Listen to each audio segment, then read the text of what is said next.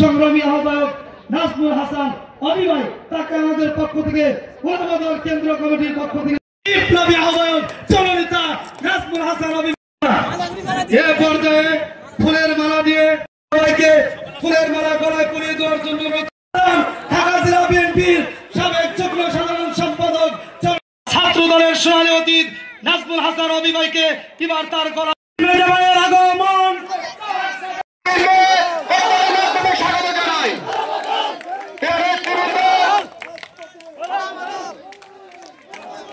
সকলকে এদিক সেদিক ঘোরাঘুরা না করে যার যার নিজ আসন গ্রহণ করুন।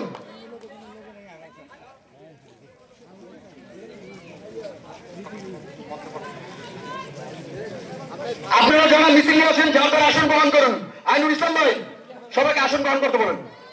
ব্যক্তিগত পক্ষ থেকে রক্তিম লাল গোলাপ শুভেচ্ছা ও বিপ্লবী অভিনন্দন।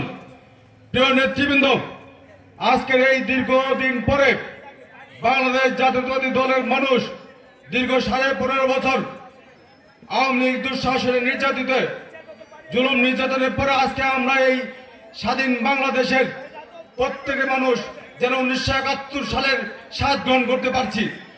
সেই কারণে এবং তারেক রহমানের নেতৃত্বে বাংলাদেশ জাতীয়তাবাদী দলের সাথে আছি।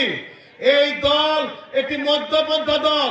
আমরা ধর্মহীনতায় বিশ্বাস করি না এবং ধর্মান্ধতায়ও বিশ্বাস করি না, ঠিক কিনা?